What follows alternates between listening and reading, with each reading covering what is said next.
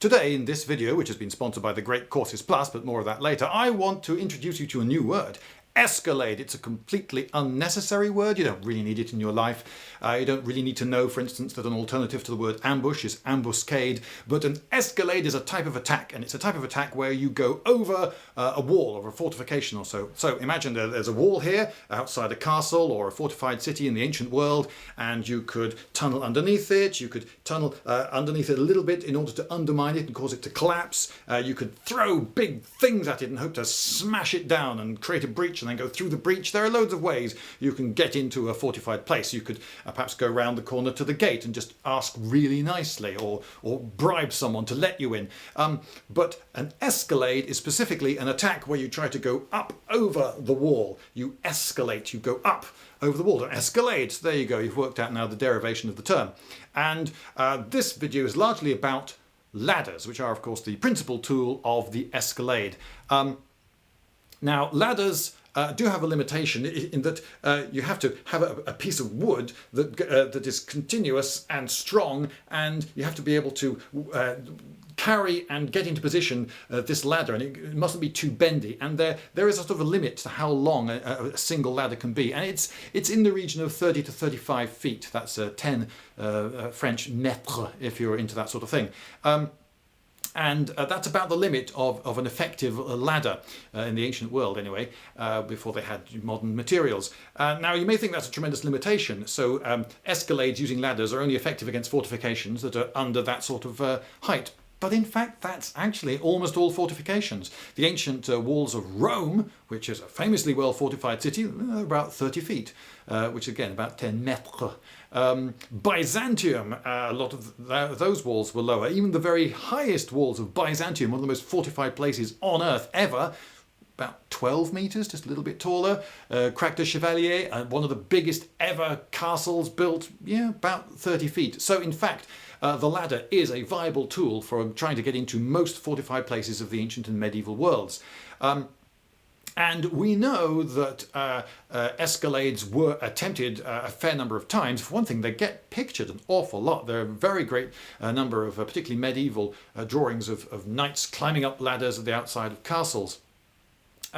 So it strikes me that if they were reasonably common, then they must also have been reasonably effective. I think that's a logical leap to make. Now, one of the vital things in a successful escalade is having ladders of the correct height. It would be terribly embarrassing if you got through all the archery shooting of the enemy, losing a load of men, and rushed up to the walls. You filled up perhaps the moat with lots of bundles of sticks called fascines, and then you managed to get to the wall, and against the bombardments of rocks and arrows of the enemy, you managed to get your ladders into play, and they're all too short. Can you imagine how embarrassing that would be? That's just bad planning, because if you don't, if you fail to plan, you're planning to fail, frankly. So they wanted an accurate estimate of the height of the wall. Now, how could you do this? Well, one way would be to get someone close to the wall, and the classic thing of twanging an arrow with a little bit of thread attached to it and then pulling it tight, and then marking that bit of the thread and pulling it back, and finding out that way how tall the wall is, the old thread technique. I suppose if you didn't get your thread back, you could also, before you went to the wall, know how long the total thread was, so you could just snip off the back and count what you've got left and subtract it from what you knew you started with. Another one was to observe how long the shadow of the wall was at certain times of day, and then compare this with the shadow of something of known height, a 10-foot pole perhaps, and then do some calculations and work out the height of the wall that way. But one that turns up in stories, certainly from the ancient world a number of times, is counting courses of stone or brick. For instance, Marcellus, during the Second Punic War, he's a very successful Roman commander, one of the best, and he is involved in the siege of Syracuse on Sicily. And according to book 25, chapter 20-something of Livy, it was by counting courses of stone that the Romans were able to estimate how high a particular section of wall was, and so they could then make ladders of the appropriate height. But even then, when they attacked, they chose to do so because they'd heard that there was a particularly drunken festival that was likely to be happening, and they thought that would be a good time to give this a go, and it worked. Honestly, I mean, the Romans, they're cads. I bet Julius Caesar, when he invaded Britain, attacked at tea time on the weekend. Just, Romans. Anyway, now if you read your Thucydides, as I have, and you should, frankly, because Thucydides, if you read one ancient history, read Thucydides, his history of the Peloponnesian War, because it's just basically ace. Or Thucydides, as they call him in modern Greece. Now, he talks about the siege of Plataea. Now, it was Archidamus II of Sparta who was in command of the Spartans besieging Plataea. Plataea was an ally of the Athenians during the war. And the Plataeans held out against early attempts by various cunning means, which I won't talk about now because they've got nothing to do with escalades. And so Archidamus thought, right, we didn't take it that way, we'll just besiege the town. We'll just throw a wall all the way around and just wall them in, and then see how they like that. But he was worried that a relieving army sent by the Athenians might attack from behind. So he built a double wall, and a tremendous amount of labour involved. So there was a wall keeping the Plataeans in their city, and then another wall a little bit further out, a second circuit, keeping other relieving armies out, and so the Spartan troops had to live between these walls in a sort of ring around the city, and this they did for quite some while, and the Plataeans were getting pretty worried. And a plan was hatched. Okay, we're going to break out and scale the walls and get out. And to this end, they thought, well, we'll probably need some ladders. Yeah, but we need ladders of exactly the right height. So how are we going to do this then? And there's a lovely use of the hive mind here. Rather than get one guy to count the layers of brickwork from a distance, I reckon there are 114 or however many it was, which was possible because, as Thucydides writes, one part of the wall had not been properly either whitewashed or plastered, depending on how you translate the Greek. So they're able to see which just shows you how finished this job was, that there was just one little bit where they could count the courses of bricks. And this was a high wall with lots of towers all the way around. The Spartans were very thorough. Anyway, so they, rather than do that, they got loads and loads of people. He doesn't say precisely how many, but a very large number of people, all to count the courses of bricks. And then they got everyone's results and averaged them. And they go, yeah, this is probably pretty accurate then. This is probably pretty, and it seems that they were right. But most of the city became rather faint of heart, and only in the end, about 220, I think it was, men went for it and tried to break out, leaving most of the city, women and children, behind. And even then, they picked a dark and stormy night to do it. And a lovely little detail he records is that they went out with one barefoot and 1 foot shod to give them a sort of mediocre grip on all surfaces. Anyway, so they stole out by stealth and went over a bit of the wall between two towers, believing, correctly as it turned out, that most of the Spartans would be sheltering in the towers, which had roofs built on them. They were quite comfy. That's where the Spartans were living. So when it was a stormy night, they would be inside and perhaps not so vigilant about what was happening to the walls. Oh, no one's going to try to break out, not on a night like this. Oh, what's that noise? Anyway, the Plataeans were successful, and they were able to get over the wall, and then over the second wall, and then escape into the countryside. Unfortunately, the rest of the Plataeans were very considerably less lucky in the long term. So there you go. Sometimes fortune favours the brave. Yeah, you have to prepare. And you're not going to just, if you think you're going to need 3 ladders, you're not going to take 3 ladders, are you? You're going to take a very large number of ladders. When in 1453, when the Turks were besieging what was no longer Byzantium, it was now Constantinople, they took 2,000 ladders with them, just to make sure. That ought to be enough. And in Siege of Jerusalem, we know that the standard allotment of ladders was 2 knights and their immediate retinue, 1 ladder. So 2 knights and their retinue would be in command of 1 ladder, and of course there were an awful lot of knights, so an awful lot of ladders in besieging Jerusalem. There are a lot of possible preparations that we just have to. You have to try to make a judgment. Is this a real thing? For instance, there's an anonymous, unfortunately, 10th century Byzantine writer who talks about this amazing invention of a siege ladder, which is made out of leather, it's hollow and it's attached to a pair of bellows. It's an inflatable siege ladder. So you just pump like this and up it goes. My suspicion is that this was never used, that it was just possibly one prototype might have been made and people looked at it and thought, do you know what, nah. The pressure you would need from the bellows pumping in to make the ladder actually stiff would be a lot. And I would have thought made it unfeasible. Though I can see maybe it doesn't actually have to keep itself stiff enough to support the weight of men climbing up it. Maybe it only has to be stiff enough to support its own weight, and then maybe it had hooks at the top, and then it's hooked on, and then you can stop working the bellows. And now it's just a sort of like a rope ladder hanging from the wall. Maybe the rungs were made out of something stiff like wood, and it was just the sides that did the inflating. That's a bit more feasible, I think, although it's pure conjecture from me. My guess is that one never actually entered service. Apollodorus. There are lots of Apollodoruses. Apollodorus of Damascus is the one, if you want to look him up, living in about 2nd century AD. He writes of this wonderful modular system that he came up with ladders of different widths, and the widest ones were missing their top 2 rungs, and all the others were missing the top 2 and the bottom one, except possibly the narrowest.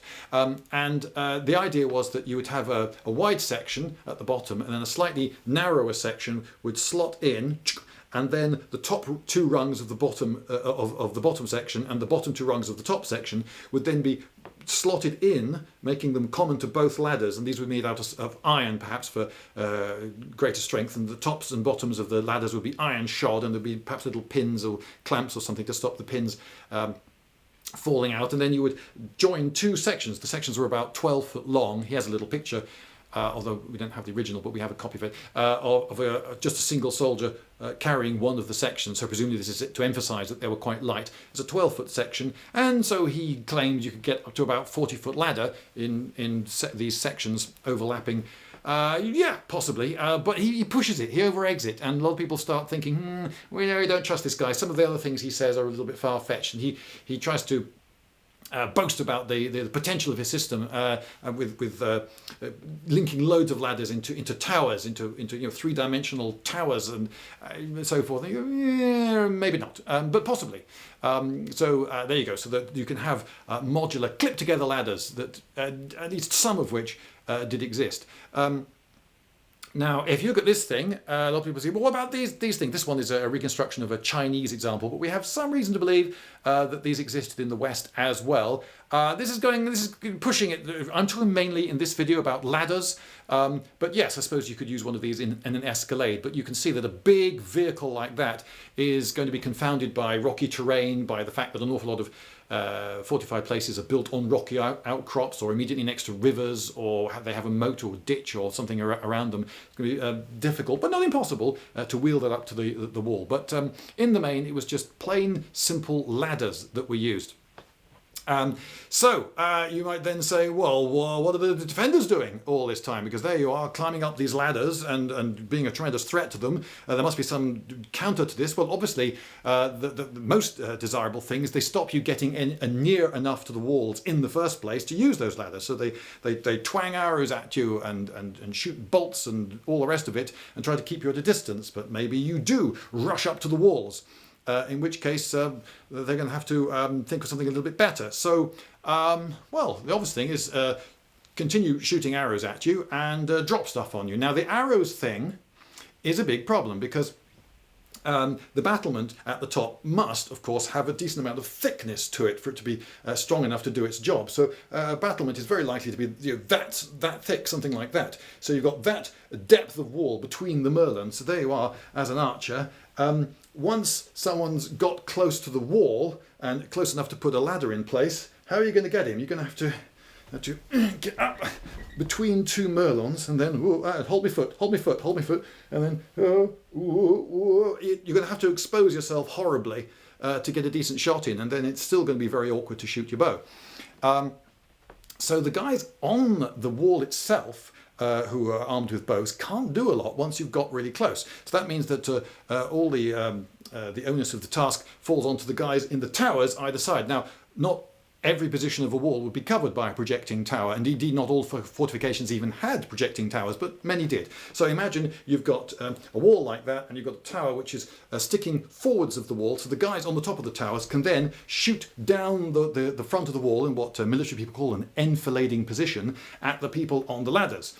But these towers didn't project very far. You might have, say, 2 archers between 3 Merlons, those are the bits that stick up on a battlement, shooting that way, and then from the other side of the next tower, shooting in the opposite. So maybe you have just 4 archers, and if you've got dozens of ladders going up and hundreds of men rushing up those ladders, 4 archers are going to have a pretty tough time stopping them.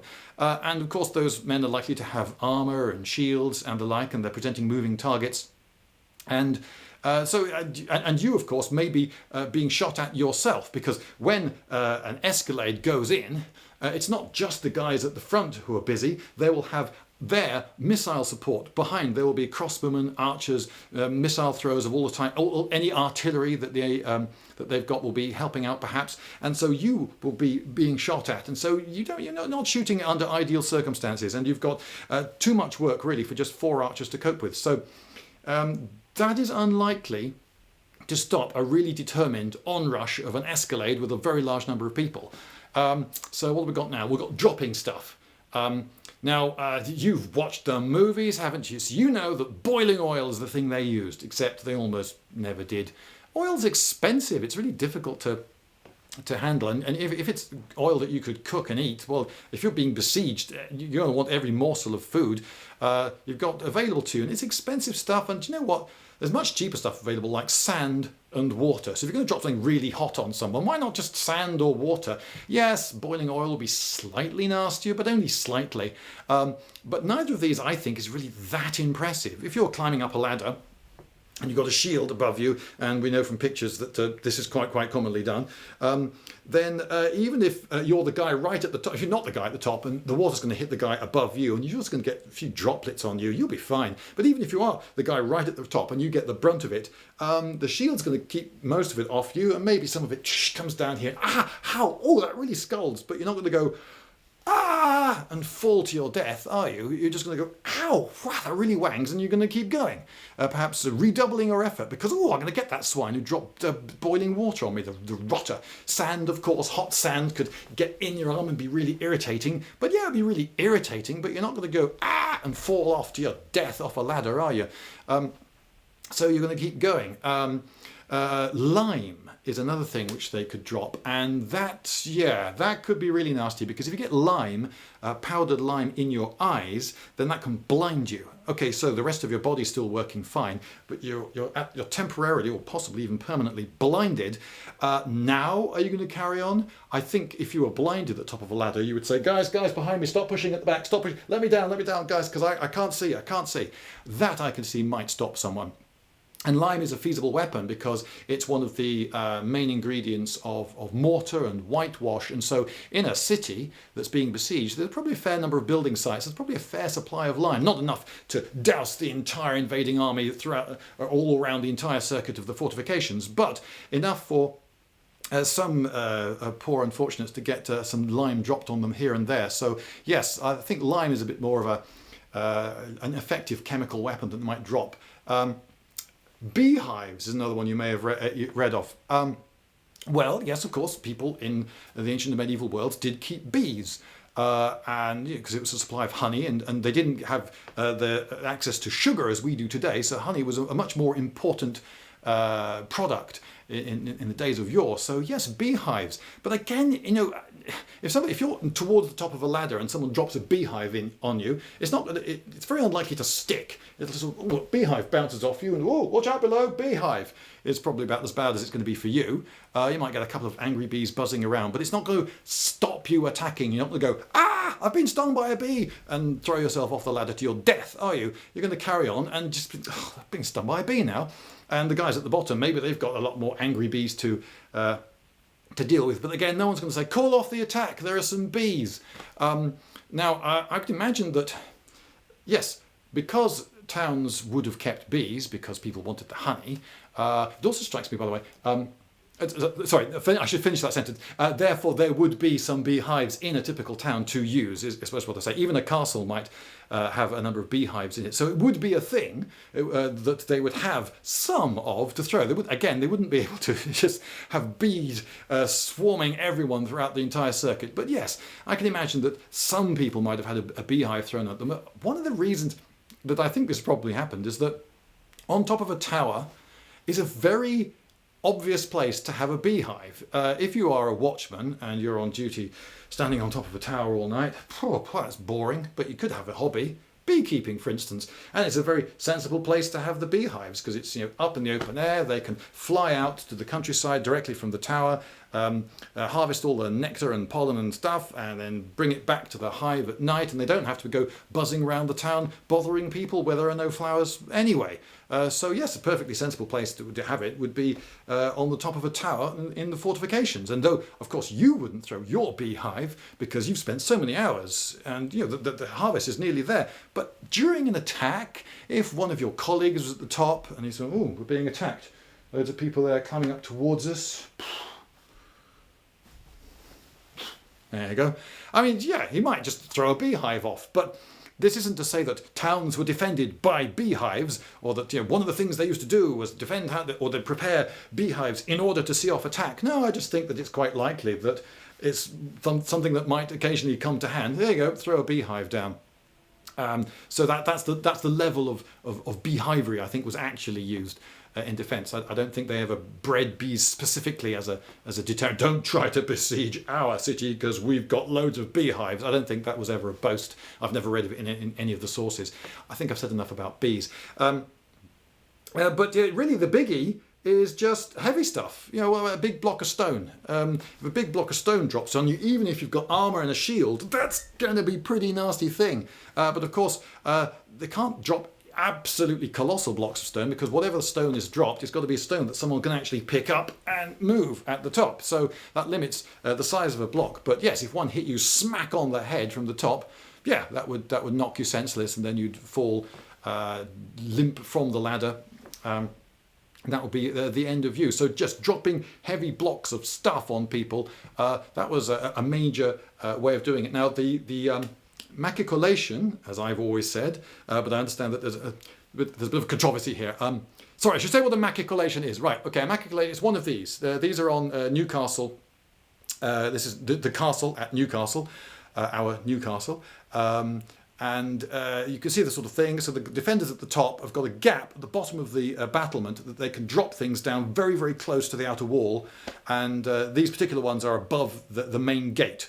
A pretty obvious place to put some machicolations. Now, I've always said machicolations, but apparently the young folk these days are saying machicolations. But, with words derived from ancient sources, ch is almost always k. If it's Greek, ch comes out as k. So this monster, this isn't a chimera, this is a chimera. Even when a word goes into Latin, and we get it from the Latin, if it's a ch in Latin, it's almost always a word that's borrowed from the Greek anyway. So we study chemistry, not chemistry. And on the 25th of December, we celebrate Christmas, not Tristmas. So ch almost always goes to k.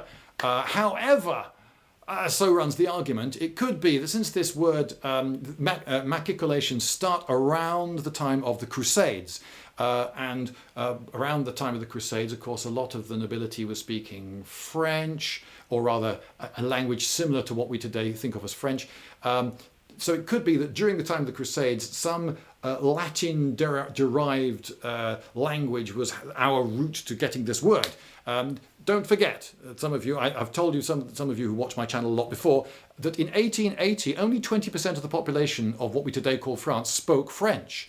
In Gascony, they spoke Gascon. There were lots of other corrupt versions of Latin that people spoke all over Europe, and these have become Catalan and Spanish and Portuguese and several versions of Italian and Romanian and so forth. And so through one of those, we could have got it. So it could have been one of them which tended to ch their ch's. So, okay. Whew, that was a long tangent, wasn't it? I suppose what I'm saying is that if you want to say machicolations, go ahead, be my guest. But I'm just warning you that it does make you sound a little bit French.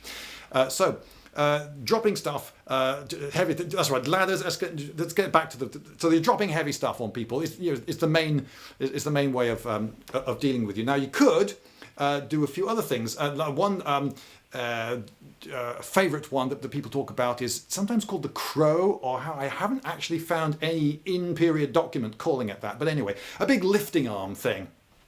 This sort of idea. So you've got a big counterweight and a big arm with a hook grabber on one end and a fulcrum and a big stalk holding up high, and you manipulate the heavy end and you grab someone and drag them off the ladder and then you can imagine this would look quite good in the movie, but I don't think they were ever very common. They don't get pictured or talked about much.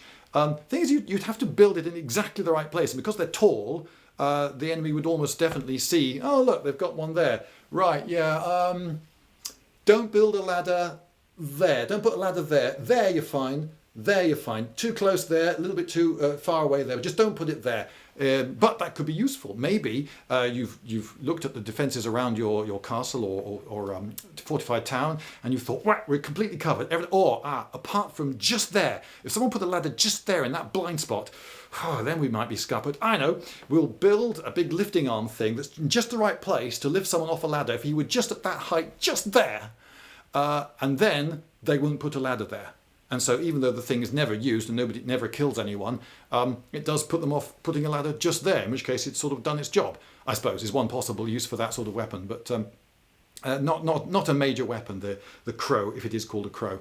One that I've read about is nets, big nets with lots of hooks on them, made out of linen for some reason, and you would throw these nets off the wall down onto the escalading attackers, and then drag the net, loads of men pulling, and this net would catch some of them in the hooks and in the net itself, and you would drag them upwards, and then they would arrive on the wall, all ready, trussed up in a net, and so you stab, and bash, and deal with them, and then repeat.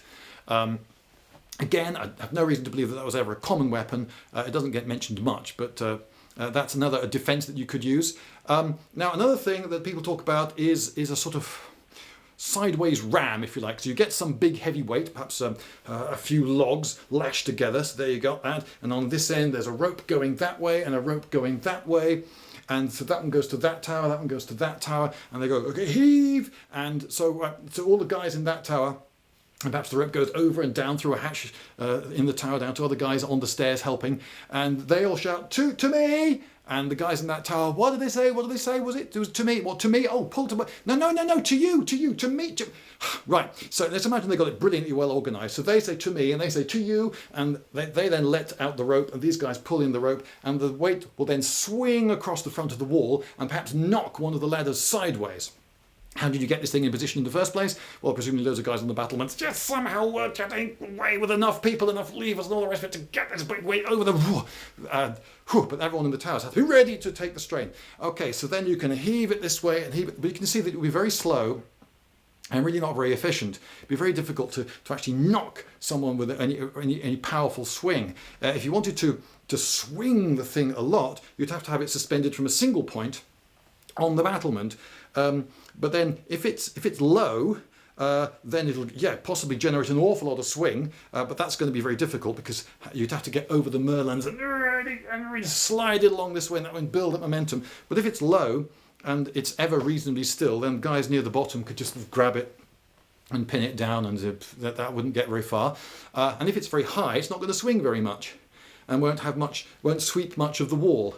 So again, not a stupendously effective weapon in general, but it's something you could try to keep yourself safe. There's another thing which has turned up in a few books I've read called a metalla, but I haven't actually come across any prime source talking about these, but it turns up in textbooks, and it's a sort of booby trap that you can put. So imagine you've got a Merlon here sticking up, and you've got a Merlon here, and so here's the gap. You would imagine someone coming off a ladder is going to try to go through between two Merlons at the top.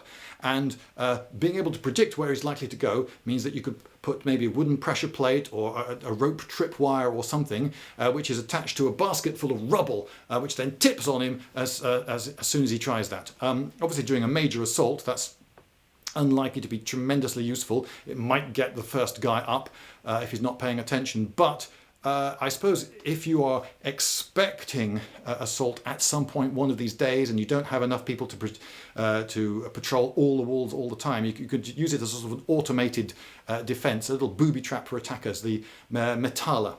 I don't have an illustration for it. Anyway, I've been talking for quite some while now, so I suppose it's possibly time for me to talk to you instead about my sponsor, the Great Courses Plus. Now, if you're interested in, sieges, for instance, which is extremely likely given that you're watching this video and you've come this far, then you might be thinking to yourself, you know what, I don't really understand Greek and Roman technology as much as I feel I ought. In which case, a trip to the Great Courses Plus, my sponsor, might help you out there, because there is a lecture on precisely that, because that's what they do. Loads and loads of lectures online about all sorts of topics, but there's quite a lot about the ancient and medieval world and history and the sort of stuff that I deal with. And there is a course called Understanding Greek and Roman Technology, and there's one particular lecture that I was looking at called Machines at War, Siege Towers and Rams. You see, so that's absolute. You can't say that I haven't picked a pertinent thing to talk about in the context of this video, because I flipping well have. So, but I know what you're thinking, is the lecturer any good? Well, let's have a quick look at him, and I think you've got to say straight away that the colour of his trousers and that tie, just beautiful. But what about his gestures? Well, look what he's done. He's hampered himself, he's crippled himself, he's got a remote controller in one of his hands, so he doesn't have full use of his hands for gestures. Which is, I think, doubly odd given that in the context of this video, he's not actually working. They don't put in slides, they add those later in the video. So he's not really having to work a slide machine or a PowerPoint presentation or anything with a remote controller. So why is he using it? And then look, later he puts it down and immediately his hands are free. And look, he comes alive. Look at that. You see? Well, there you go. Anyway, so he's fine. You'll like it. So it's pertinent. And what's more, you can take advantage of a free offer if you go to www.thegreatcoursesplus.com/Lindybeige. Then you'll find there details of an introductory offer. You can have a free trial period. Have a look at what you like. Watch as many lectures as you like in that period. And then if you think, well, this is a bit marvellous, you can pay a subscription and then enjoy the benefits of the whole place for as long as you flipping well like. Well, as long as you keep paying. Anyway, so that's www.thegreatcoursesplus.com/Lindybeige. There you go. Right, end of sponsor's message, and now back to meat of video. So, I've been talking so far about what an escalade is and how you might go about it, getting the ladders the right length and how people might defend against it. But I haven't actually come to a sort of central point, because this video, you may have noticed, is titled a bit like my videos of old, A Point About. Well, I do have a central point that I want to make, and I'm going to start making it now. But it is quite a big point, and I thought a decent amount of preamble wouldn't make me too much a figure of hate. So, my argument is this. You've all seen the movies, haven't you? And in the movies, an escalade is shown as suicidally dangerous. You know what happens? The guy's got the ladders, and then a guy at the top of the wall pushes the ladder away, and the guy on the top of the ladder goes, ah, like that, and then he falls to his doom. And this happens a lot, because film producers and directors have got this, I believe, completely mistaken idea that having large numbers of people die rapidly and unnecessarily, that is action, and that the public will love it. Personally, I think that it's far more suspenseful showing large numbers of people trying not to die and contending in a rational way, and it could go either way, and etc. But there you go. It seems that most filmmaking minds are against me on this. So, one of my arguments is that they couldn't have been that flipping dangerous because it was such a popular way of attacking. If it were incredibly dangerous and they'd tried it loads of times, it would normally fail, it would normally involve vast amounts of death, in which case it would be really, really difficult to persuade anyone to give it a go. Oh, come on, yeah, we failed 25 times, but I reckon this 26th attack is going to be the winner because everything's going to be different this time because... No, actually, we're just going to put ladders against the wall and they're going to push us and we're going to go, and fall to our deaths. No, it's not going to work. So that couldn't have happened. And now, you've watched the movies. They put the ladder up against the wall, and the guy at the top pushes the ladder, and it goes slowly, slowly, slowly. And the guy on the top, what does he do? What does he do? He's possibly going to die soon. He goes, ah, because that's what the director told him to do. But I don't think people generally go, ah, like that when they're just about to die, and there are things that they might do to perhaps prevent them dying. So, for instance, I might try doing that, and to angle the ladder. So the ladder's going that way. If I can angle it that way a little bit, maybe that'll carry me back. But maybe it won't. Or maybe I'll throw my body weight forwards and hope that will carry the ladder back to safety. But maybe that won't work. I mean, obviously there's a Newtonian thing going on here, equal and opposite and all the rest of it. So maybe as I throw my body weight forwards, I'll just pull the ladder towards me and then it'll cancel out. But of course, this in the ancient world was a long time before Newton. So maybe physics worked differently that way. So maybe it would work. Anyway, I would try it. I would go, ha, ha, like that. I would do something like that to get back. But that's not what we see the stuntman. Oops, I called him a stuntman. No, he's not a stuntman. The real knight who's trying to climb into the castle during an escalade in the movie. It's a real knight, not a stuntman. That's not what we see them do. We see them go, ah! Instead, I would scream louder, but I just lost my voice, so that's as much as I can do. And then they lose their grip. What causes them to lose grip? They're doing this, and that's not enough to make you lose your grip, and yet they do, don't they? And they lose it spectacularly. They don't just lose it like that, or like that. They lose it like this. Ah! Their hands go up and they go, ah! And they always go sideways. And they lose their grip with both feet as well. It's almost as though they jump off, and they fall, and they land on their backs. But we don't see them land on the backs. Of course, they fall just out of sight onto their backs, but it's clear that they're doomed and they're going to die. Now, why would anyone who's got the opportunity to just drop off the ladder as he chooses, why would he throw himself sideways to land on his back? If there's a hard landing down there, just hard ground or even rock that might be at the base of a lot of walls, if you land on your back, you are going to smack the back of your head incredibly hard against the hard ground and very likely kill yourself. Now, if you wanted to stay alive, you'd land on your feet, wouldn't you? I mean, obviously not stiff-legged. You'd bend your knees and use your legs as shock absorbers, try to roll with it and try to protect your head and make sure that was the last thing that hit the ground. You wouldn't go, wow, and throw your head towards the ground as these stuntmen do. It's almost as though these stuntmen are not landing on a hard surface at all. They're landing on a very, very big, soft thing, like a big airbag. Yeah, that could be it, because if you land on something soft with your feet, you're very likely to turn an ankle and sprain it, or even break it. So you don't want to land on a soft thing with your feet. You want to land, poof, on your back, spread the load, and the back of your head getting smashed is not a risk. So yeah, but why sideways? Ah, yeah, of course, because they want the ladder to fall like that, bonk, and that's in shot. So if they put the airbag here, so he falls backwards onto it, then the ladder will go boom against it, and then the front of the ladder, this bit of the ladder, will actually start rising up, and the people will see that ladder didn't fall properly. What's going on here? There's an airbag there, isn't there? The audience might think. And of course, if they put the airbag behind, then if the stuntman falls off a little bit early, then he's going to hit the near edge of the airbag, and that's a bit dangerous. If he falls a little bit late, then he's going to hit the far edge of the airbag, and that's not good. He wants to land in the middle, so he has to land it perfectly timed, and then of course the ladder falls on him. So no, he's going to fall sideways. So the guy goes, ah, woo, and jumps off sideways, landing in a completely bizarre way and falling off in a completely bizarre way. Yeah, so that's probably why that happens. But there are other options available to someone who's been pushed away from a castle wall. He could, for instance, I mean, if he's really intelligent, I mean, if he's just someone who just make Einstein feel jealous, he could come up with the plan like climb down the ladder. Yeah, I mean, obviously, you can climb down the ladder pretty quickly if you think that your life's on the line. I think you could climb down the ladder very quickly. In fact, if it's a smoothly produced ladder, well made, you could just put your hands on the side, whoop, and then shoof down the ladder really quickly. I mean, when you got to the bottom, you wouldn't be at all dead, though granted, you might have a splinter.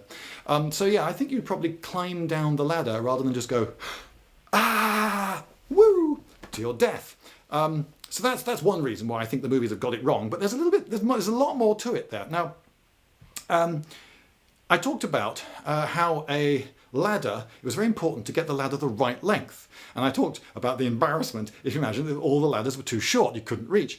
Yeah, but why not just make them long, really, why not just err on the long side? Well, no, you don't want to err on the long side either, because if this is the wall here, you don't want the ladder to do that. Because then you've got all this bit sticking up here, which the enemy can then use to push the ladder away. Much better that the ladder is actually there, a little bit below the level of the top of the wall, so that then the guys here, they can climb up the ladder, stand on the last rung, climb over, they're fine. If it's a little bit too short, then climbing over the wall is going to be really, really difficult. If it's a little bit too long, then the defenders will be able to reach it and push it away, or possibly push it sideways. So you have to get it just the right length. Now, you could, of course, adjust the length using the angle. You could say, oh, well, the ladders were a little bit short, so we put the bases of the ladder closer to the wall to get a bit more height. Yeah, but then you're at such an angle that now it's really easy to push the ladder away. Okay, all right, we'll go the other way and we'll have the ladders far too long and we'll put them at that sort of angle. Okay, now you've got a very bouncy ladder that can't take the weight of many men because it'll snap in the middle. You've got a bouncy ladder that's actually quite difficult to climb up because it's so flipping bouncy. And now it's almost impossible for you to shield yourself and climb on a horizontal ladder. If you're going up a ladder at a decent steep angle, you only need one hand on the rungs and the other hand can be using for a shield. But if it's really, really this sort of angle, that's really difficult. You're going to need your arms to support yourself. And it's going to be very awkward for you to shield yourself as well. And you're on this great bouncy ladder, so that's not much fun either. And don't forget, of course, that immediately next to a wall it's quite likely to be a ditch or something else, which complicates matters as to where the bottom of the ladder will be. So yeah, it really is pretty vital to get the length of the ladder bang on. Imagine if there's a ditch like that before the wall, and you've calculated it, so you have to get the top of the ladder there and the bottom of the ladder at some point in the ditch. You're going to have to get your calculations bang on if this is going to work. Okay, so you've calculated the length of the ladder, and you've also then got to train your men to install the ladder correctly. And Polybius gives us a clue here. He gives us a formula. He says that the distance from the bottom of the wall to the bottom of the ladder should be half the distance of the length of the ladder. So to make that clearer, so you've got the wall there, there's the ladder, and that distance should be half L, half the length of the ladder. So that, he reckoned, Polybius, that was the ideal angle. So it's steep enough to be easy to climb and strong, but it's shallow enough to be really difficult for any defender to push away from the wall. In the movies, the ones that do the slow tipping are at this sort of angle, but put at that sort of angle, the weight of a few men on, now, even if it were sticking up over the top of the wall and you were a defender and you could get something to push against easily, that's going to be really difficult at that angle. And you've only got the length of your arm at first, so how is that? It's going to go come straight back again. Yeah, you try pushing that ladder down. A properly installed ladder is not as vulnerable as we get shown in the movies over and over again. So thank you, Polybius. I suppose I should say something a little bit about the quality of the pictures we have to go on. It's not always great. If you look at medieval pictures, I don't think the people were actually that big. I don't think the perspective is right. I don't think the scales are right here. I don't think we can take... See, in this picture, the bottom of the ladder appears to be half a mile from the city. I mean, look at the perspective. Look where that river or moat is, and look where the walls are. And it's on this. Do you think? No. A lot of artistic light. In this picture here, we appear to have a horse having a go at climbing the ladder as well. And I'm not convinced by these Assyrians besieging a city that that's actually the way they climbed the ladder. That would be an impressive piece of acrobatics if that's the pose they adopted whilst going up a ladder. So obviously we have to try to interpret a lot, but occasionally we get little nuggets. Now, the seed of this video, I saw a picture, I found it, and I thought, oh, that's brilliant. And that was the inspiration for me to make this video. I thought, okay, right, that says exactly what I'm thinking. Okay, and why am I not showing you this picture now? Because, well, I have spent hours and hours scouring every hard drive on all my computers, doing every search I can think of, and scouring the internet, trying with every search term. I've tried medieval, siege, knight, soldier, battlement, hammer, wedge, peg, ladder, besieged, every combination, and I've goodness knows how many thousand pictures I've looked through. And no, I haven't been able to find the picture, but I did find a picture that was a little bit similar, but it's not anything like as good. But here it is. And you can see, if you look very carefully, that there is a soldier of some sort who is banging in a wedge at the bottom of the ladder. But it doesn't really show you a huge amount. Now, this other one, I remember as soon as I saw it, I thought, yeah, exactly, that's what you do. That would really work. I think it may, and here my memory is not perfectly reliable, okay, so don't take this as definitely true, but I think it might have been something like this, a wedge going in like that. So you can see it would not just stop the bottom of the ladder sliding away from the wall, but it would also stop the ladder tipping away from the wall from the top. And by the way, I should give you the angles, Polybius. So if you put those numbers into your sine and cosine and tangent and all the rest of it, you get 30 degrees at the top, 60 degrees at the bottom. Should have mentioned that before. Now, he's wedging it. And this, I think, carries me to, if anything, the main point I'm going to make. When the first guys go in, that's the danger point, right? It's when the first guys are climbing off the ladder, trying to get into the castle, the fortified place. That's when everything is super perilous, and the guys at the top of the ladders, they're in a great amount of danger. Okay, what's at the bottom of the ladder at that point?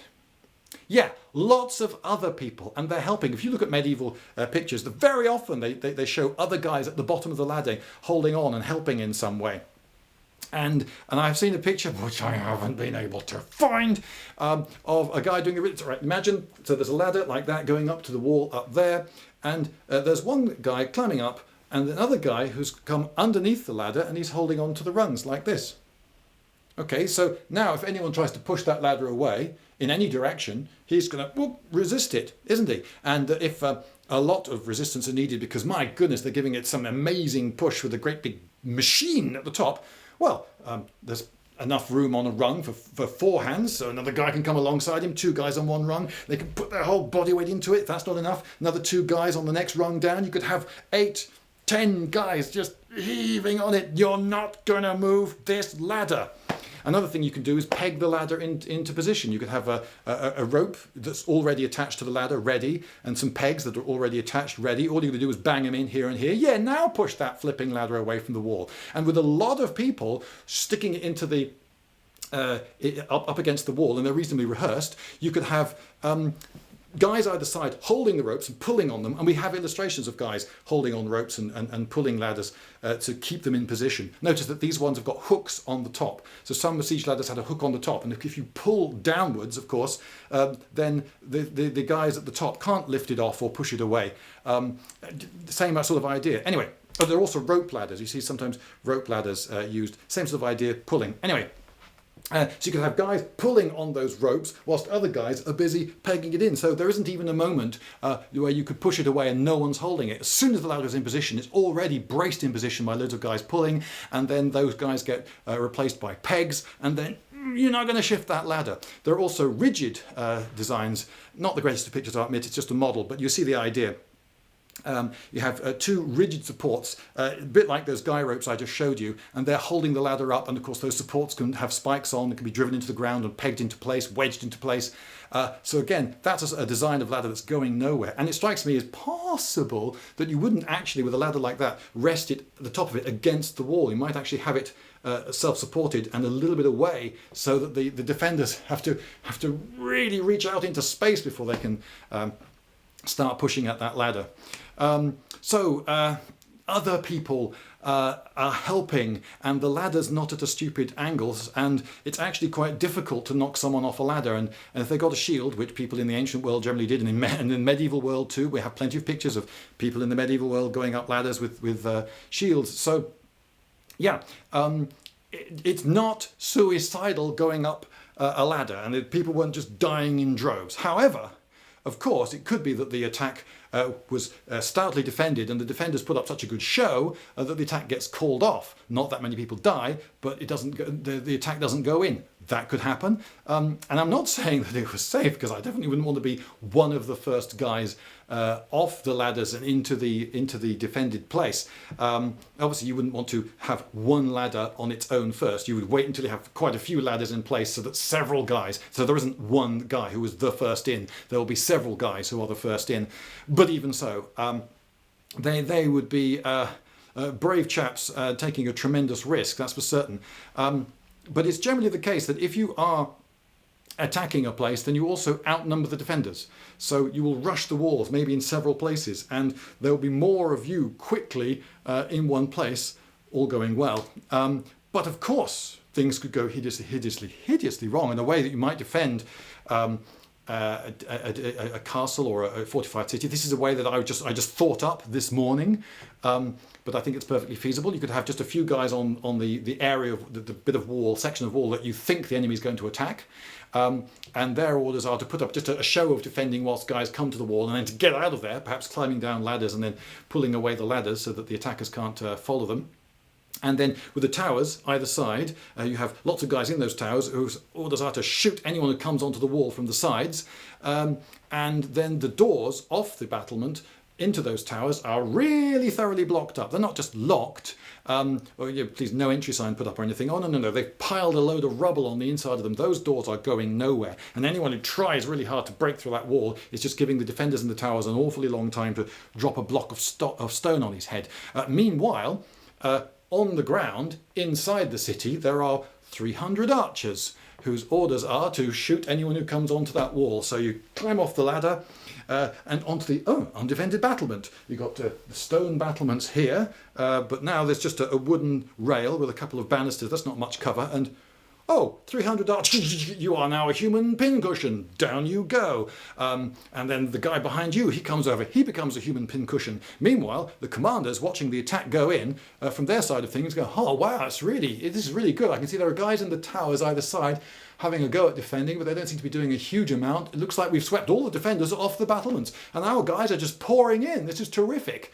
This is terrific. Okay, let's reinforce this success here. Let's have loads of guys go over the wall at this point. Call off that attack over there. That's not going well. And yeah, keep that one up for show. But this is clearly our successful entry into the city. We've got a breach here. Let's just put up more ladders here. This is going really well until the guys at the top start noticing that the pile of pin cushions has come up to the height of the Merlons, and they go, something's wrong here. No, guys, stop pushing at the back. Seriously, guys, stop pushing at the back. Stop. Anyway, that could be a nasty way to defend a castle, but of course it's one that there's a certain amount of risk involved for the defenders there. So, right, I've talked at you for quite a while. So what I'm saying is, getting up a ladder isn't anything like as suicidal as they show in the movies. But yeah, you'd still have to be a very brave guy, and you'd still be in a very perilous position if you're one of the first guys up, at least, when you get into the city. Right, there you go. Escalade.